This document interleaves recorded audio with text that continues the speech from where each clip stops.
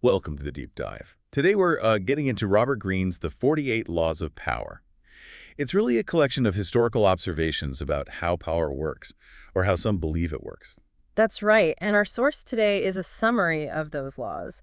Now, power itself, the idea of it, can be, well, a pretty charged topic. Definitely. But our goal here isn't really to endorse these tactics or judge them. It's Mhm. more about understanding the dynamics Green lays out, like Yep. looking under the hood to see how the engine works, whether you like the car or not. Yeah, exactly. It's about recognizing the patterns described. So our mission is to kind of pull out the key insights from this summary, how the book suggests you navigate the power game. And some of these might be quite surprising. Right. So let's start with how the book talks about managing perceptions, specifically around authority. Law 1, never outshine the master. Seems like a classic, if maybe counterintuitive one. It does, doesn't it? You'd think showing your talent would always be good. But the summary suggests that making superiors feel insecure is actually dangerous for you. So it's not about hiding your skills, but being strategic. Exactly. It's framed as ensuring those above you feel secure, which, paradoxically, might help you more in the long run. That connects maybe to Law 30.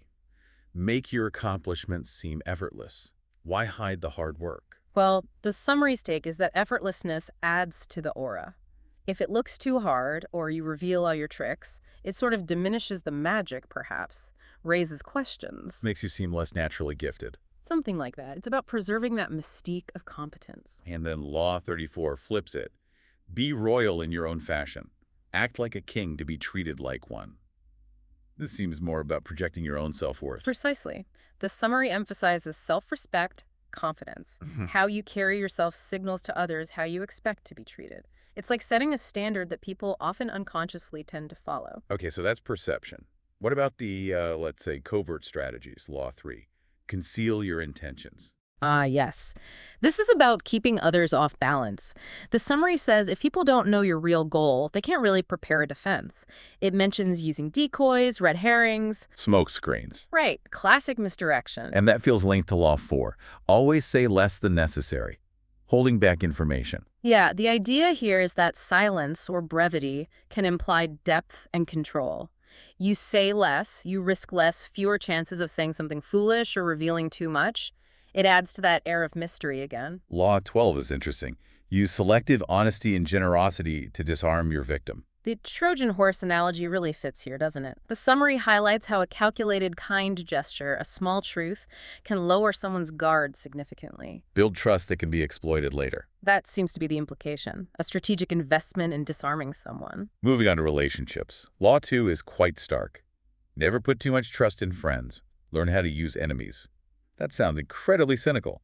It does. The rationale presented in the summary is that friends are more prone to envy, maybe feel entitled, whereas a former enemy, if you turn them, might have more to prove, be more loyal out of necessity. This summary even mentions creating enemies if you don't have any. It does, suggesting that opposition can sometimes sharpen you, keep you alert. It's a provocative idea, for sure. Then there's Law 10, infection. Avoid the unhappy and unlucky. That feels a bit harsh, almost superstitious. The summary frames it as emotional contagion. The idea is that negativity, or even bad luck, can rub off, dragging you down. So it advises careful association. And if you need help, Law 13 says, appeal to people's self-interest, never to their mercy or gratitude. Pure transaction. Very much so. The summary argues that pointing out what's in it for them is far more effective than reminding them of past favors or appealing to their better nature. It's about immediate, tangible benefit. Reputation seems absolutely critical in this framework. Law 5. So much depends on reputation. Guard it with your life. Absolutely. The summary calls it the cornerstone of power. It's your most valuable asset, apparently. You need to build it, fiercely protect it, and even attack your enemy's reputations. Which leads to Law 6. Court attention at all cost. Visibility is key. Right. Being ignored, according to the summary, is like being powerless. So you need to stand out, create spectacle, be talked about, stay memorable, even if it means embracing a bit of scandal or mystery. Okay, what about actually getting things done? Law 7 is pretty blunt. Get others to do the work for you, but always take the credit. The summary presents this as pure efficiency. Save your energy, leverage others' efforts, and project an image of, well, speed and competence. The credit follows the perceived leader. And related, Law 26. Keep your hands clean. Using scapegoats. Yeah, the summary describes using others' cat's paws to handle the messy stuff or take the fall for mistakes. It's about preserving your own pristine image. Shifting to conflict and control. Law 8. Make other people come to you, use bait if necessary. Control the territory. Exactly. Lure them onto your ground, disrupt their plans. The bait gets them moving towards you, putting you in control of the interaction. Law 9 suggests winning through actions, not arguments. Win through your actions, never through argument. Why? Arguments breed resentment, the summary says. Even if you win logically, you might create ill will. Actions demonstrate power more effectively and supposedly create less lingering bitterness. Law 15 is pretty extreme. Crush your enemy totally. No half measures. The thinking outlined is that a weakened enemy can recover and seek revenge, so total elimination of the threat is presented as the only sure way to be safe. But then there's Law 22, the surrender tactic. Transform weakness into power.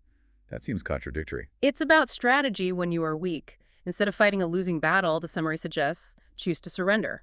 It buys you time, maybe unsettles the victor, and preserves resources for a later comeback, turning weakness into a calculated move. Law 39 talks about emotional control. Stir up waters to catch fish, making others emotional while you stay calm. Right. The summary suggests provoking anger or other emotions in rivals gives you an advantage. They become reactive, predictable, while your calmness lets you exploit their loss of control.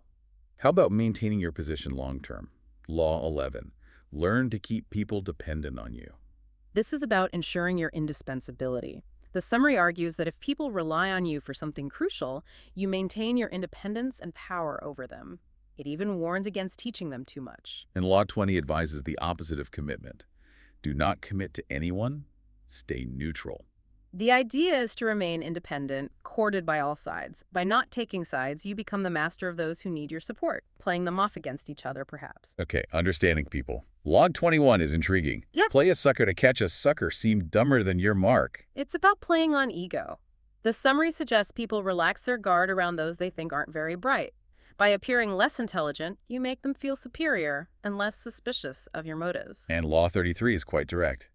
Discover each man's thumbscrew.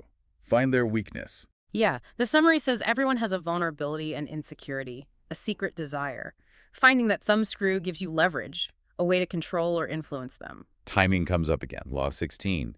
Use absence to increase respect and honor. Less is more. Seems so. Overexposure breeds contempt, or at least indifference. The summary suggests strategic absence makes you more talked about, creates scarcity, and thus increases your perceived value. Knowing when to withdraw. Which pairs with Law 35. Master the art of timing, patience and precision. Right. Not rushing in, not delaying too long, but recognizing and seizing the perfect moment to act. Observation, patience, then decisive action. The book also touches on crafting your image. Law 25. Recreate yourself. Don't be defined by others. The summary encourages taking control of your public persona. Forge an identity that commands attention, maybe even using dramatic flair. Don't just accept the role society gives you. And Law 27 is about belief. Play on people's need to believe to create a cult-like following. That sounds manipulative. It does tap into something deep. The summary describes offering people a cause, something to belong to, using vague promises, maybe some ritual. It plays on the desire for meaning to build strong loyalty. Law 37 also mentions image. Create compelling spectacles, using symbols and visuals. Yes, grand gestures, powerful imagery. The summary suggests these create an aura of power and can distract people from what's really going on beneath the surface. There's an interesting tension between fitting in and standing out. Law 17 advises cultivating an air of unpredictability. Right, keeping people guessing, never letting them feel comfortable or sure of your next move.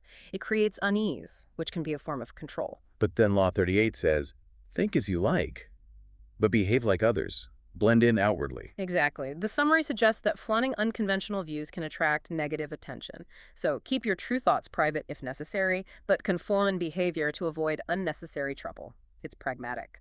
The summary also lists several pitfalls to avoid. Law 18 warns against isolation.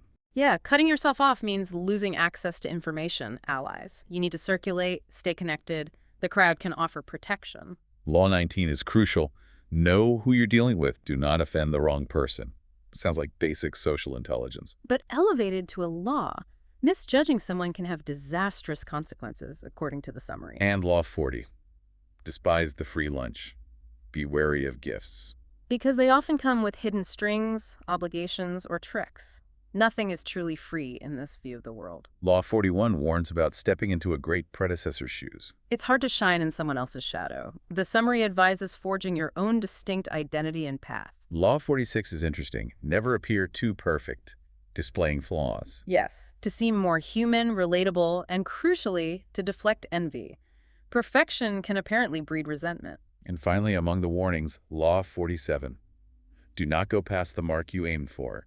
In victory, learn when to stop. Don't overreach. Crucial. Pushing too far after success can create more enemies, undo your gains. Knowing when to consolidate your victory is key. Which brings us to the final law, Law 48, which feels like a summary itself. Assume formlessness. Be adaptable. Exactly, like water. The summary presents this as the ultimate strategy being fluid, unpredictable, adapting to circumstances. Fixed plans make you vulnerable. Formlessness makes you resilient. So, looking back at this summary, it really paints a picture of power as a complex, often ruthless strategic game.